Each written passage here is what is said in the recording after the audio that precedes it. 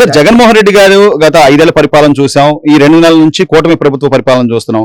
మొన్న జగన్మోహన్ రెడ్డి గారు 5 ఏళ్లలో ఎప్పుడు బయటకు రాని వ్యక్తి ఈ ప్రెస్ మీట్ పెట్టి దాదాపు గంటన్నర మాట్లాడాడు. అసలు ఆర్థిక విధ్వంసం జరుగుతుంది, పరిపాలన బాగాలేదు, చంద్రబాబు నాయుడు గారు ఏం చేయలేకపోతున్నాడు మాట్లాడుతున్నాడు. ఒక కామన్ మ్యాన్ గా మీ అభిప్రాయం? ఇప్పుడు దొంగతనం చేసేవాడు దొంగతనం బయటపడుద్దని చెప్పేసి ఇట్లాంటివన్నీ సమర్థించుకోవటానికి గాను చేస్తున్నాడు. అంతేగాని వాడు వచ్చి వీళ్ళని ఏదో రాష్ట్రాన్ని ఉద్ధరిద్దామని ఇంకోటోనే కాదు. ఈ రాష్ట్రాన్ని ఉద్ధరించాలనుకునేవాడైతే మన జిల్లాకి వాటర్ లేదే పోలవరాన్ని మూసేశాడు, పట్టుసీమ నుంచి నీళ్లు ఆపోయాడు, ఆఫ్ చేసేసి. అదే ఇప్పుడు గెలిచి ఉండటం అయితే ఇప్పుడు మళ్ళీ పట్టుసీమ ఉండేది కాదు.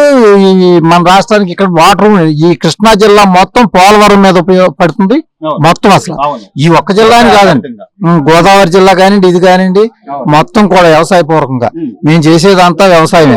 కానీ పోయినసారి మాకు జనవరి 9వ తారీఖున ఒడ్డు తీసుకెళ్లాడు. ఎప్పుడు వేసాడంటే ఏప్రిల్ ఆఖరులో ఎలక్షన్ ముందు డబ్బులు ఇచ్చాడు. అదే ఎలక్షన్ రాకపోతే మా డబ్బులన్నీ తీసేసుకునేవాడు, మాకైతే తెలీదు.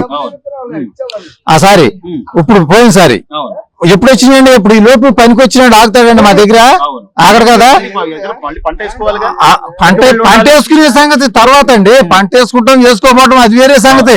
అసలు చేసినాడికి ఆ రోజు ఇవ్వాలి కదా. ఇప్పుడు మాకు పని అవ్వకముందే డబ్బులు అడుగుతున్నాడు. ఇప్పుడు నువ్వు ఎప్పుడో తీసుకుని 10వ తారీఖు జనవరి 9వ తారీఖుని తీసుకుని ఏప్రిల్ లో ఇస్తానని చెప్పి అంశాలు చాలా సరే. కేవలం వ్యవసాయానికి సంబంధించి కాదు, ఇప్పుడు 2000ని 3000 చేస్తాను పెన్షన్ అని చెప్పి 250 దశల వారీగా పెంచుకుంటా అన్న ఆయన కరెక్ట్ అంటారా?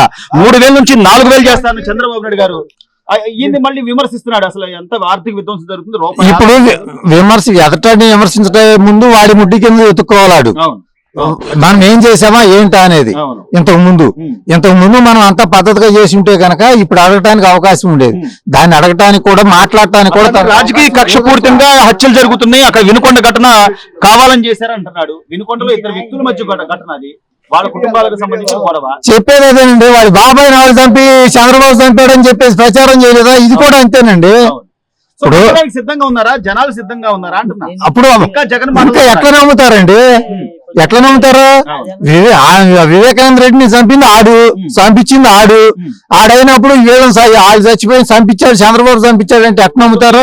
తెలిసాక జనాలు ఓట్లేశారు, నువ్వు 11 సీట్లు కూర్చోబెట్టారు. కనీసం నువ్వు ఆత్మ పరిశీలన చేసుకోకపోగా 2 నెలల్లోనే అసలు ఈ 2 నెలల్లో విధ్వంసం జరిగిపోయింది. కనీసం కొత్త ప్రభుత్వానికి టైం ఇవ్వాలి. గతంలో ఉన్న అప్పులు గాని ఇవన్నీ గానీ ఏమండి, ఏది అయినా కానీ వాళ్ళు చంద్రబాబు గారు మాట్లాడాలంటే 1 year ఆగిన తర్వాత మాట్లాడాలండి. ఇవన్నీ సమర్థించుకుని చేయాలంటే ఆయన ఏమైనా చేయగలిగే, ఇప్పుడు చేయలేదని అనుకోవటం కూడా తప్పే. అంతా చేసేసి దోసేసేసి మొత్తం చేసేసి వెళ్ళిపోయారు. ఇవాళ మొత్తం ఒక్క రోజునే మొత్తం చేసేయాలంటే ఇప్పుడు మనం సంవత్సరం బాగా తినేదాన్ని ఒక రోజు తినలేం కదా. అట్లాగే 5 సంవత్సరాలు మొత్తం ఒకసారి బాగా చేయాలని చేయలేడుగా. రైతుగా ఈ గత కొద్ది రోజుల నుంచి ఆయన తీసుకుంటున్న నిర్ణయాలు చూస్తే పెన్షన్ విధానం కానివ్వండి, లేకపోతే అన్నా క్యాంటీన్లు రేపు 15వ తారీఖు నుంచి మొదలవడం కానివ్వండి, లేదా ఆడవాళ్లకు ఉచిత బస్సు ప్రయాణం కానివ్వండి, ఇవన్నీ కూడా మంచిదేనంటారా? ఇప్పుడు ఒకటండి, ప్రజలు ఆలోచించుకోవాల్సింది ఒకటి, రాష్ట్రం అప్పుల పాలైంది కనుక ఇప్పుడు ఇవన్నీ కోరుకోవటం కూడా కొంతవరకు అత్యాశ అవుద్ది. మనం ఇప్పుడు అనుకోవాల్సింది హామీ ఇచ్చారు కరెక్టేనండి, అది ప్రజలకు కూడా ఉండాలి. ఇప్పుడు ఇవ్వలేదు ఇచ్చాడు అనేది అనుకోకుండా ప్రజలకు కూడా బాధ్యత ఉండాలి. ఇప్పుడు రోడ్లు ఉన్నాయి, ఇప్పుడు రోడ్లు పోసుకోవాలి మన ఊళ్ళో నుంచి బయటికి వెళ్ళాలంటే. ఇప్పుడు ఇట్లాంటివన్నీ కొంచెం ఒక 2-3 months ఆపుకున్నారు అనుకోండి, అంటే నేను చెప్పేది ఇవ్వద్దని చెప్పట్లేదు, మళ్ళీ వేళ కోపం వస్తుంది. కానీ అలవాటు చేసేసి ఉన్నాడు. కానీ అనేది ఏంటంటే మనం శుభ్రంగా బయటికి వెళ్ళాలంటే కొంచెం రోడ్లు అవన్నీ రాతగా ఉన్నాయి కనుక అదొకటి. బాగా ఉపయోగపడేది ఇప్పుడు పోలవరం అండి.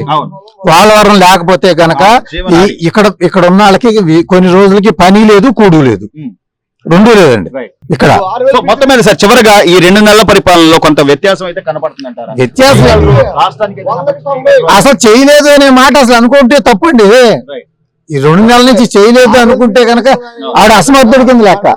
అది ఏమిటండి, కావాల్సిన రికమెండేషన్ చేయించేసుకుని పెన్షన్లు అనర్హులు కూడా తీసుకుంటున్నారు. అట్లా అది ఒక్కటి మాత్రం అనర్హుల దగ్గర నుంచి తీసేసేసి ఉపయోగపడే వాళ్ళకి ఇవ్వండి, అర్హులు అందరికి ఇవ్వండి, తప్పులేదు. అర్హులకి తినడానికి లేనాడికి ఉండటానికి లేనాడికి ఇవ్వండి, తప్పులేదు. తినటానికి ఉన్నాడు. సార్ చివరగా మీ గ్రామీణ స్థాయికి సంబంధించి గత 5 ఏళ్లలో గ్రామ నిధులు కూడా పక్కదారి మళ్లించి వేరే వేరే పథకాలకి ఆయన మళ్లించిన పరిస్థితి, కనీసం సైడ్ కాలువలు కానీ లేకపోతే వీధి దీపాలని కానీ రోడ్లని కానీ ఈ చాలా ఇబ్బందులు పడ్డారు గత 5 ఏళ్లలో.